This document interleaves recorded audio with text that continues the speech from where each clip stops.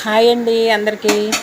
పప్పుచారు, fish fry కావాల్సిన item చూసాను. 3 టమాటాలు, 10 పచ్చిమిరపకాయలు.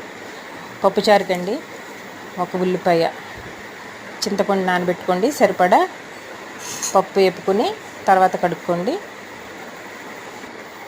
పప్పులోకి అన్నీ కట్ చేసుకుని వేసేసుకొని ఒక 3 విజిల్లు వచ్చే వరకు పసుపు, కారం, ఉప్పు కూడా వేసేసుకోవచ్చు. ఏం కదండి, కుక్కర్లో పెట్టుకున్నప్పుడు మీకు కావాల్సినంత కారంలో వేసుకోండి. అంతే. మూత పెట్టుకుని ఒక 3-4 విజిల్లు వేసుకున్న తర్వాత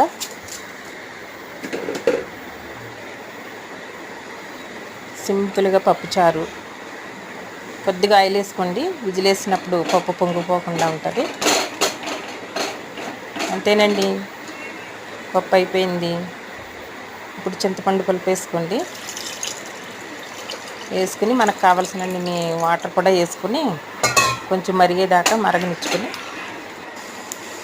అంతేండి, తాలింపు వేసుకోవడమే. తాలింపులో ఎండుమిరపకాయలు, జీలకర్ర, ఆవాలు, కొద్దిగా మెంతులు, ఎండుమిరపకాయలు వేసుకొని కరివేపాకు వేసుకొని తాలింపు వేసుకోవడం అండి. కొత్తిమీర వేసుకోండి. పప్పుచారు రెడీ. ఫిష్ ఫ్రై అండి. నేను ముందు రోజే మసాలా పెట్టుకొని ఉంచుకున్నానండి. కారం, ఉప్పు, పసుపు, అల్లం వెల్లుల్లి మసాలా, నిమ్మరసం అన్నీ కలుపుకొని ఉంచుకున్నాను. ఆయిల్ పెట్టుకొని ప్యాన్ వేడైన తర్వాత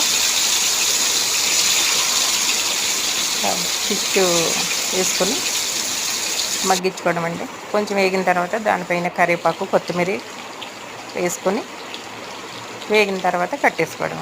రెడీ అండి. నా వీడియో నచ్చితే నా ఛానల్ ఫాలో అవ్వండి, లైక్ చేయండి.